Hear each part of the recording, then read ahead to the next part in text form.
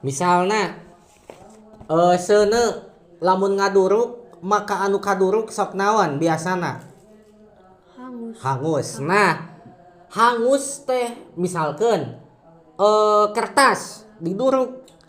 Nah hangus teh sanes tapak damel seuneu eta teh.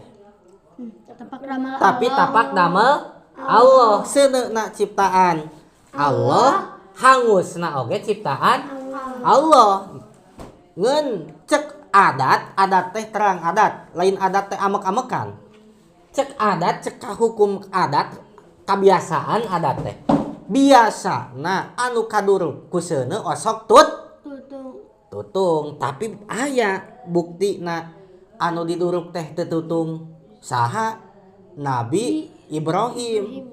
Ya, Nabi Ibrahim diduruk mangkaning suluhna oge loba jelgur diduruk.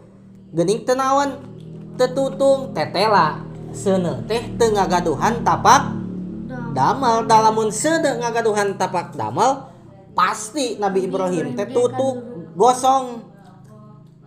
Nah, kahartos. Contoh deui. Lah seueur contona mah. Pokona mah salianti Allah teu aya anu ngagaduhan tapak damel. Sadayana oge tapak damel Allah. Urangna ciptaan Allah, tuluy anu dipigawe ku urang oge ciptaan Allah. Kitu sadayana oge. Tah pertanyaanna kunaon? Hiji Allah dina datna, hiji Allah dina damelna mah henteu ngeuweuhkeun kamutasil. Jawabanana ari kamutasil makan bilangan anu naon? Ngahiji kamutasil, kam teh bilangan, mutasil teh ngahiji. Nah, pangna henteu ngeuweuhkeun kamutasil sabab padamelan Allah mah seueur teh. Sabab padamelan Allah mah henteu hiji. Kitu. Henteu kieu.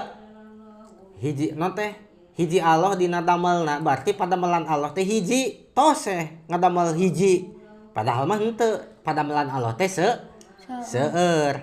Pan ari mutasil mah intern, terang intern di dalam lingkup.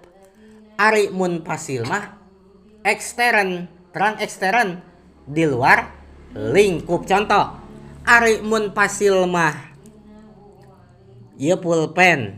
Ieu naon? Pulpen. Aya deui nu sejen oge pulpen eta namina naon? Munfasil. Terpisah. Nah, terpisah. Ayat ari mutasil mah ngahiji. Ieu naon? Pulpen. Ta ieu pulpen teh gabungan tina aya mangsi, aya naon jeroanana, Kulit. aya kulit pink, aya kulit aya anu bodas, aya anu hideungan, tah kitu. Itu namina mutasil. Tah kartos. Tah kitu janten sifat wahdaniyat mah dijelaskeunana teh lami naon margina. Margi intina tauhid teh kan mengesahkan Allah. Artina teh mengesahkan Allah teh adalah dengan sifat wahdaniyat. Ku ngaji sifat wahdaniyat matak intina tauhid mah adalah sifat wahdaniyat. Kulantaran sifat wahdaniyat teh inti tauhid maka panjang lami ngajelaskeunana. Kitu deh Alki, deh paja.